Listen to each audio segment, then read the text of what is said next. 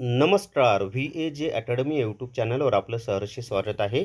या व्हिडिओमध्ये आपण तलाठी भरती 2026चा नवीन अपडेट पाहणार आहोत आणि माहितीचा अधिकाराचा एक अर्ज केलेला होता. त्यामधून 2 जून 2026 रोजी महसूल विभागामार्फत माहिती देण्यात आलेली आहे आणि हा अर्ज 14 मे 2026 रोजी केला होता आणि माहिती मिळाली 2 जून 2026ला. मग नेमकं त्या अर्जामध्ये काय सांगितलेलं आहे की परीक्षेचं आयोजन कोणामार्फत करण्यात येणार आहे वगैरे, तर ती सगळी माहिती आपण पाहूयात. व्हिडिओ शेवटपर्यंत पहा.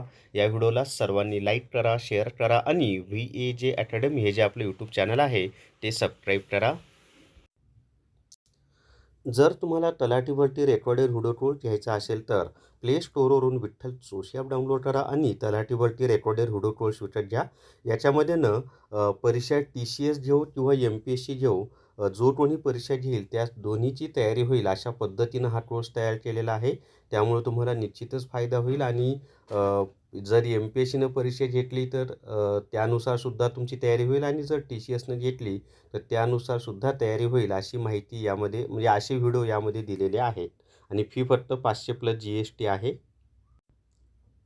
तर या ठिकाणी पहा, महाराष्ट्र शासन महसूल व वन विभाग यांच्यामार्फत ही माहिती दिलेली आहे. कधीची माहिती आहे तर 2/6/2026 म्हणजेच 2 जून 2026ची. आता पुढे विषय काय तो पहा. तर माहितीचा अधिकार अधिनियम 2005 अंतर्गत माहिती मिळण्याबाबत कधी अर्ज केला होता तर 14/5/2026 रोजी अर्ज केला होता.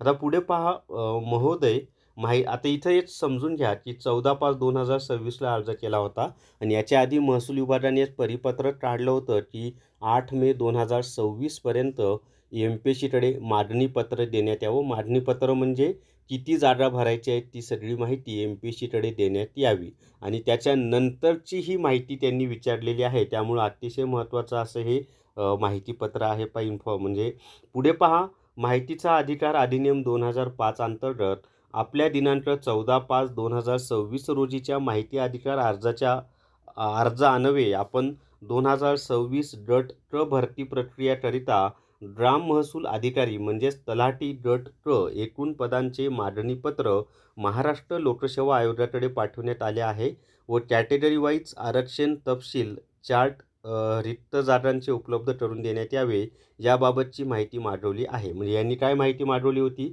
की MPSCकडे किती मागणीपत्र पाठवलेलं आहे, किती रिक्त जागांची माहिती दिलेली आहे आणि कॅटेगरीनुसार ती माहिती द्यावी असं त्यांनी सांगितलं होतं. आता त्याच्यावर उत्तर जे आलं आहे ना ते अतिशय म्हणजे धक्कादायक आहे. काय म्हटले त्यांनी, उपरोक्त मागवण्यात आलेल्या माहितीच्या अनुषंगाने कळवण्यात येते की सदर मुद्द्याच्या अनुषंगाने शासन स्तरावर कार्यवाही सुरू असून त्याबाबत अद्याप अंतिम निर्णय झालेला नाही.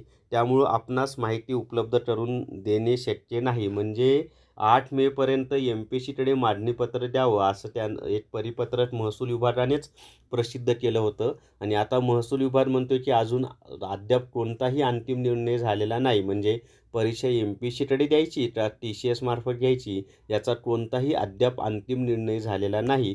त्यामुळं तुम्हाला ही माहिती देता येत नाही. यावरून हे स्पष्ट झालेलं आहे की परीक्षा म्हणजे जे मागणीपत्र आहे ते MPSCकडे गेलेलं नाही आणि परीक्षा नेमकं कोण घेणार, TCS घेणार का MPSC घेणार हे अजूनही स्पष्ट झालेलं नाही. असंच या माहितीच्या अधिकारातून आपल्याला कळत आहे.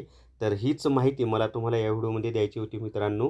तर या व्हिडिओमध्ये एवढीच माहिती. आवडला सर्वांनी लाईक करा, शेअर करा आणि विठ्ठल जोशी जे आपलं यूट्यूब चॅनल आहे ते सबस्क्राईब करा. थांबूयात. Thank you very much.